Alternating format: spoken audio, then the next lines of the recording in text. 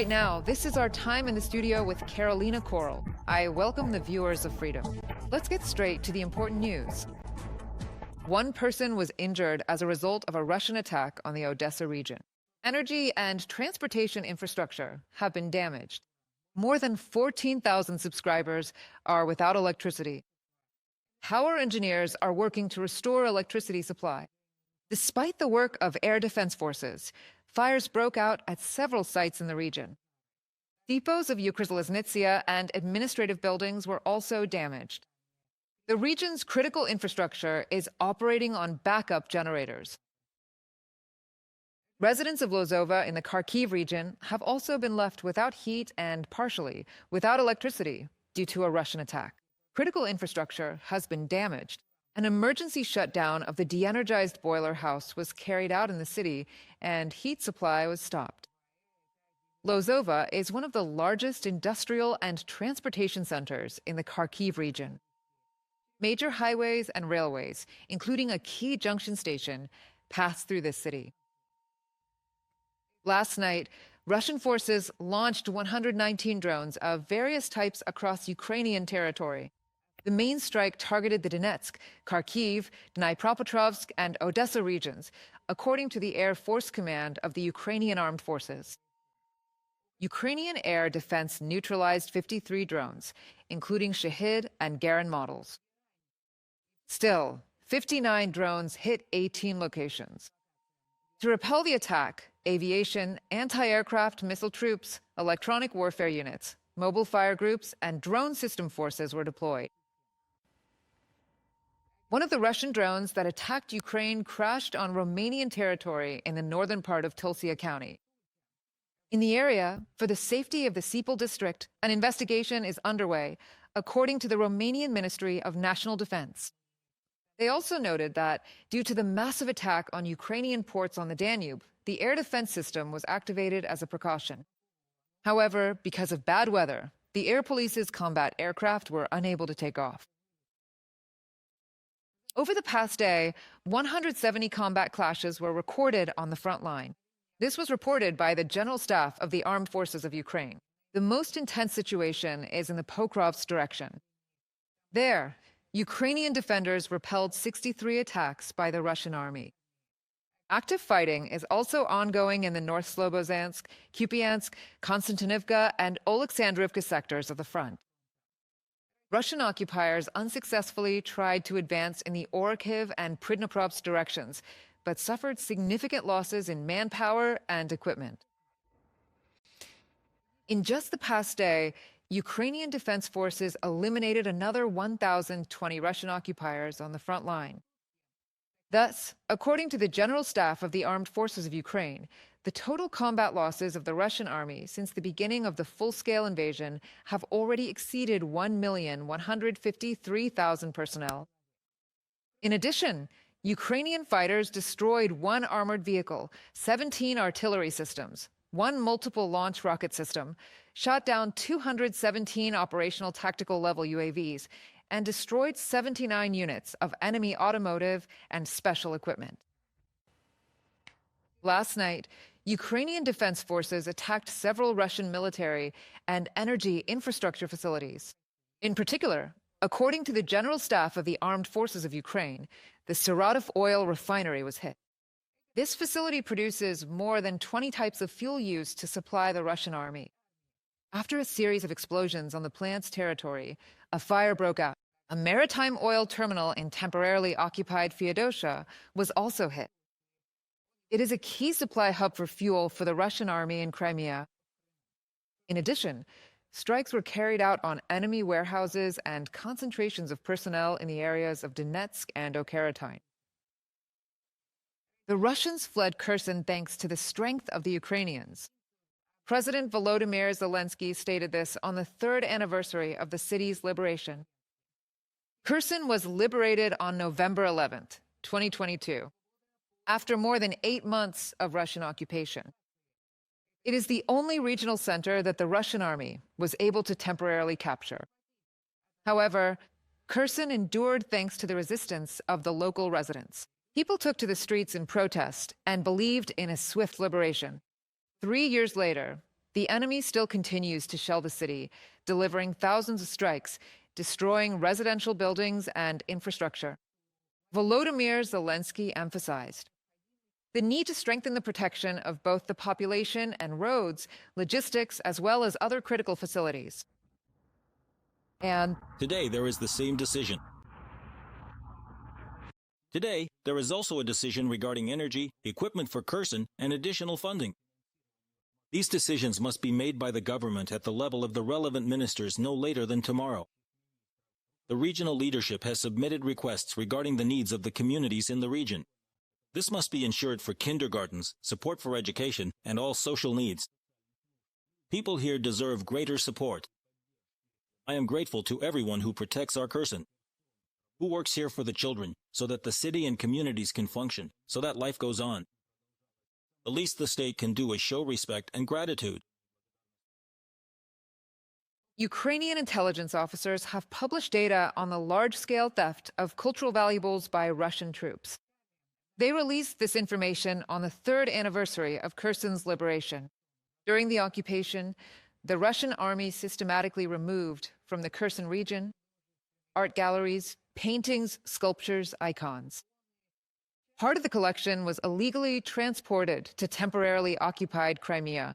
A total of 1,233 stolen works have been documented. Among them are works by Ukrainian and European artists from the 19th and 20th centuries, such as Peter Lely, Maria Primachenko, Mykola Pymonenko, Ivan Ivazovsky, Serhiy Vasilkivsky, and others. By stealing and appropriating Ukrainian cultural heritage, Russia is trying to eradicate Ukrainian national identity, justify aggression, and occupation. Documenting these crimes is an important step toward restoring justice and holding those responsible accountable. From a statement by the main intelligence directorate of the Ministry of Defense of Ukraine on Telegram. So, exactly 3 years ago, the armed forces of Ukraine liberated Kherson from Russian occupiers, but the Russian army continues to shell the city daily, causing more and more destruction. However, despite this, life goes on here. To see how Kherson residents remember this historic event and how the city lives now, watch the report by Daria Lidovchenko.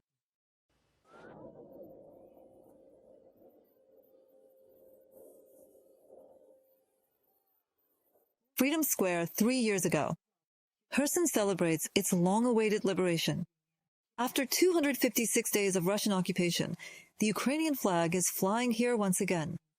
And we will, our glory, Ukraine, hey, hey, we will tear it apart. We were standing right here when we were liberated, right here. And when our guys came in, it was... I can't even talk about it. We were right here, drinking champagne, hugging, and kissing. Right here, this is where it all happened. There were so many people here. Now the city's central square looks like this. For 3 years, the Russian army has been relentlessly shelling Kherson with every kind of weapon. Artillery, MLRS, mortars, and aerial bombs. Last year, relentless drone attacks were added to that list. With the Russians, it was scary even to lift your head, but now, look, people walk with their heads held high. Yes, it's scary, but... And... What's worse, occupation or shelling? Occupation. After the deoccupation, the whole world saw the true face of the Russian army. In the right bank part of Kherson region alone, about 20 torture chambers have been officially registered. Most of them are in the regional center itself. Volodymyr Nikolenko, the former mayor of Kherson, spent more than 3 years in Russian captivity. On the first day of Russia's full-scale invasion of Ukraine, he joined the Territorial Defense Forces. In April 2022, he was kidnapped by FSB officers. Then came pretrial detention, penal colonies, constant torture. Now, Volodymyr Vasilovic has finally returned home. The worst thing is that people were killed. The city can be rebuilt. Yesterday I was at a cafe. There was an artist painting, and he gave me a calendar where all our destroyed places are depicted. There's the Maritime Administration, the Academy, the Ubilini Building. And everything is drawn with the perspective that everything will be fine, everything will be restored, and people understand that. For now, the coffee shop is temporarily relocating to another region, farther from Russian shelling. Already at the new place, Alexei will continue creating new paintings. All of them, as before, will be dedicated to Kherson. I like to paint, I love art, I love coffee. No matter what happens, I will keep painting. Right now, this is the only way I can collect donations for the army, as a token of gratitude from people who buy my drawings. Life in Kherson goes on, despite the daily terror from Russian troops. Markets and shops are open here, as well as beauty salons and cafes, the theater and hospitals. One of the hospitals was previously visited by Hollywood actress and Goodwill ambassador Angelina Jolie. She spoke with children, their mothers, and medical staff. Here's a photo like that. We gave her the hospital's flag and our patch as a gift. Today, in frontline Kherson, where shells are constantly flying and drones are in the air, businesses are open, children are being born, and little ones are treated when needed. And that really impressed her. I think with her visit, she once again emphasized this to the whole world. Ukraine is fighting for its freedom, its independence. Every day, doctors here save the lives of children who have been injured as a result of Russian shelling. Since the start of the full-scale Russian invasion, there have been about 300 such patients. Russian attacks destroyed the perinatal unit, wiped out 2 ambulances, and damaged the building. On the eve of Jolie's visit, the hospital suffered its 16th strike. For children, and 3 medical workers were injured. A shell hit the wall, and the main impact landed here. Our department head was injured. He ended up in intensive care. The main force of the blast hit here. He was sitting here. This is his workplace, and he was thrown right to the door. As you can see, the walls. All of this is from the strike. Everything was torn off. The Russian Federation knew exactly during the occupation. They understand that there is a children's institution here. I think this was all a planned action. It's impossible not to know that children are being treated here. Shelling a children's institution is barbaric. It's completely unreasonable. Over the past 3 years, the hospital has adapted to the realities of full-scale war. Some departments operate underground. The shelter is equipped with wards for newborns, mother and child rooms, a playroom, and a gym for rehabilitation.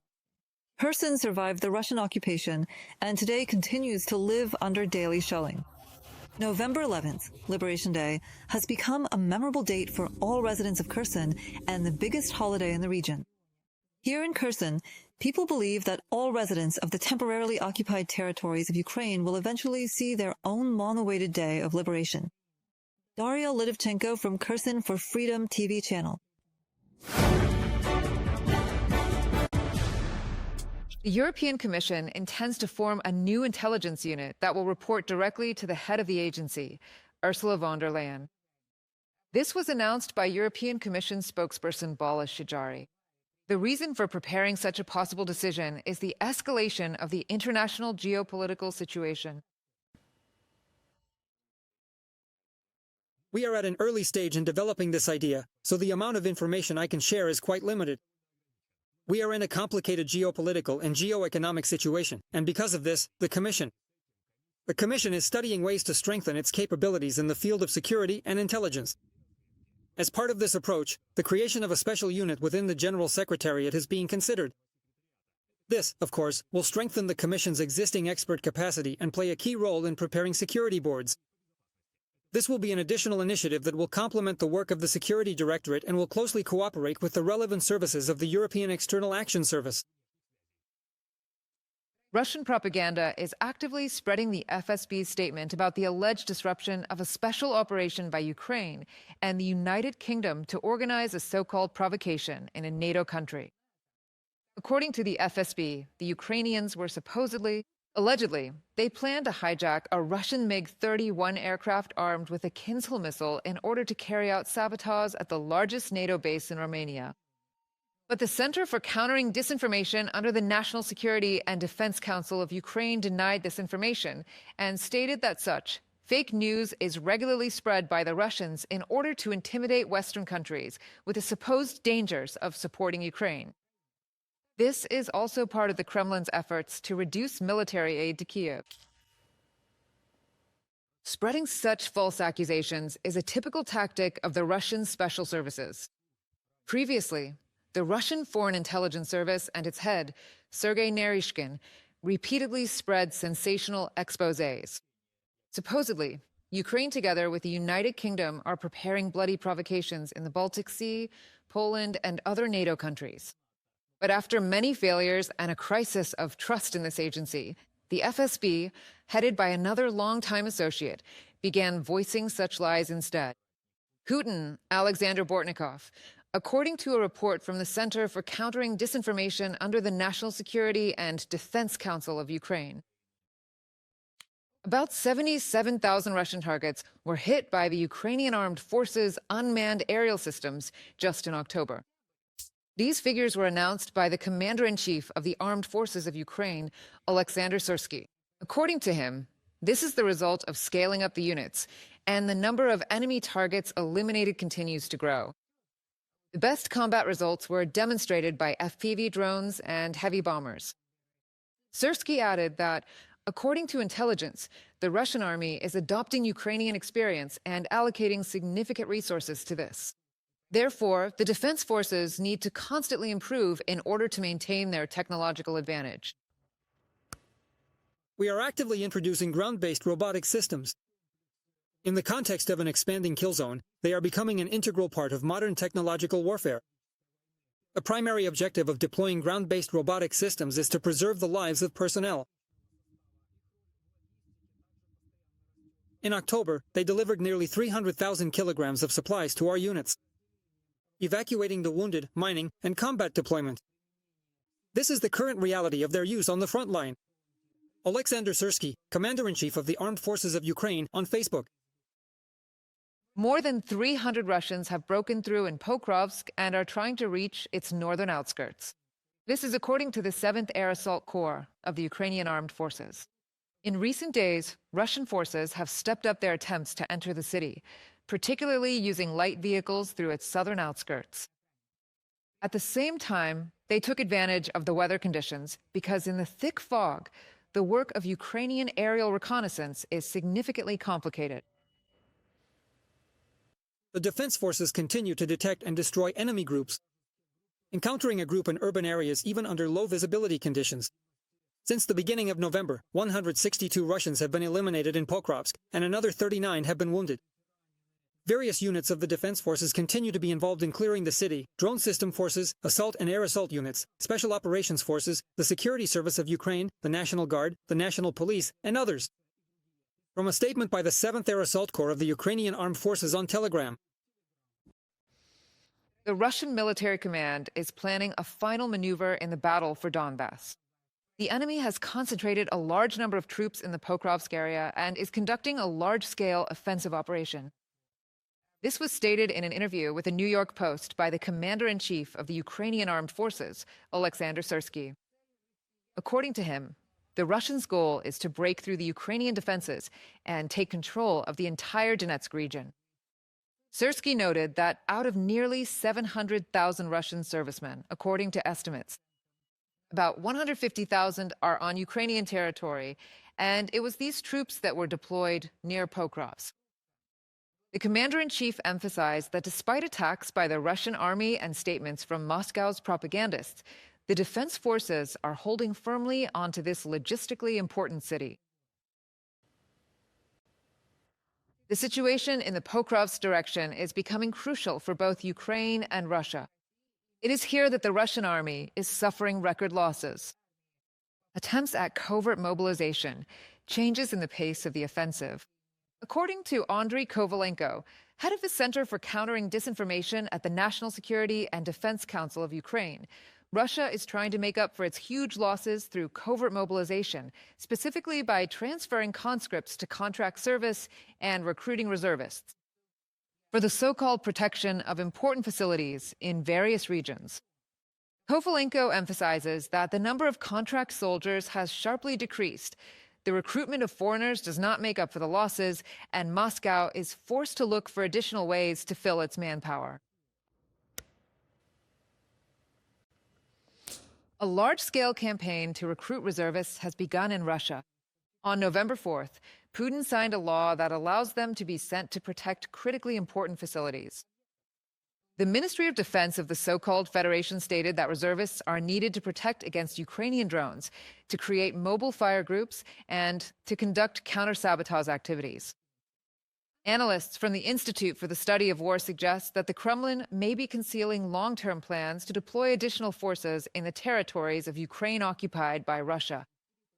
My colleague Kristina Dobrovskaya will tell you more about this in detail. A mass recruitment of reservists has begun in at least 20 regions of the Federation. The Russian Ministry of Defense reported that they allegedly plan to involve reservists primarily in guarding strategic enterprises. They assured that this is not about mobilization.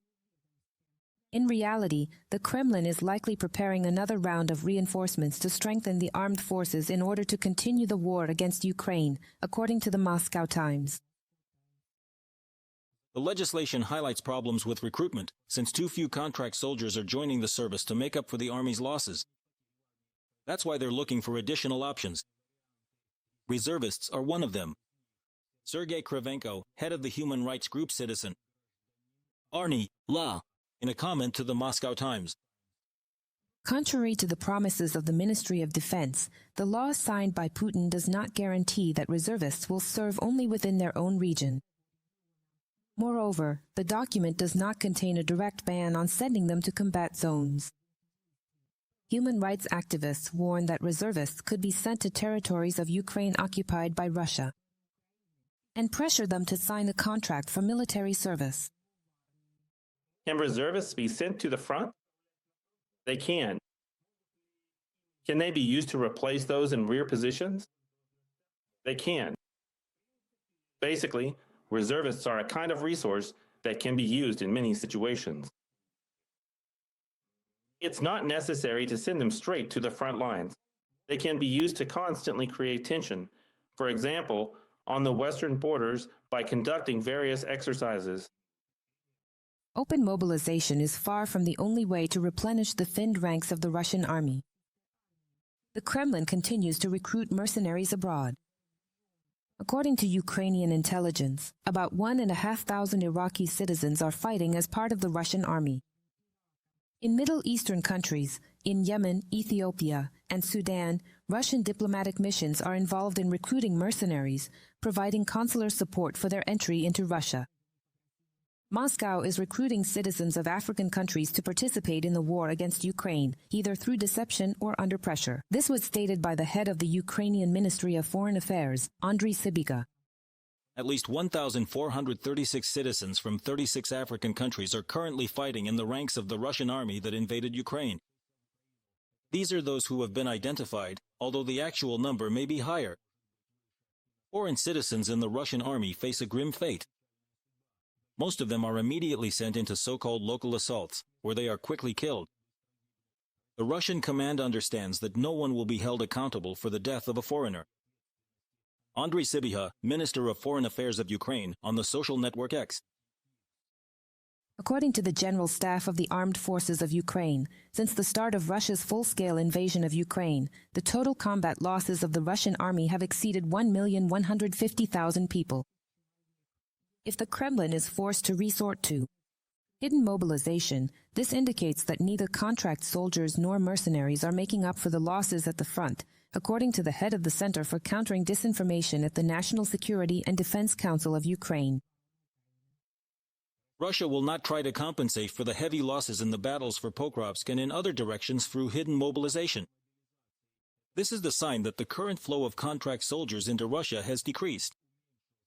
The recruitment of foreigners also does not make up for the losses in battle. Andriy Kovalenko, head of the Center for Countering Disinformation at the National Security and Defense Council of Ukraine, on Telegram. Meanwhile, only in October 2025, thanks to the use of drones, Ukraine's defense forces eliminated 25,000 Russian soldiers, President Volodymyr Zelensky reported. It's an exact number, because all of it is backed by video evidence. We have a program, and we award extra points for corresponding actions with video confirmation. That's why the number here is precise. Without video documentation, there are another 2,000 to 3,000. These are the highest Russian losses in a single month since the start of the full-scale war. And this shows that we are increasing the presence of the UAV component at the front. Accordingly, the enemy who started this aggression is suffering greater losses.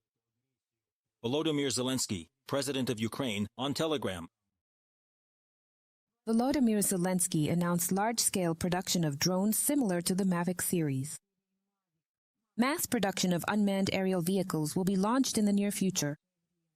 As early as 2026, Ukraine could produce about 20 million UAVs of various types, provided there is funding from partners, according to Ukraine's Minister of Defense, Denis Shmyhal. Next year, the German government plans to increase its defense aid to Ukraine to 11.5 billion euros. This amount is 3 billion more than in the previous draft budget. This was stated in the Finance Ministry's submission to the Bundestag's Budget Committee.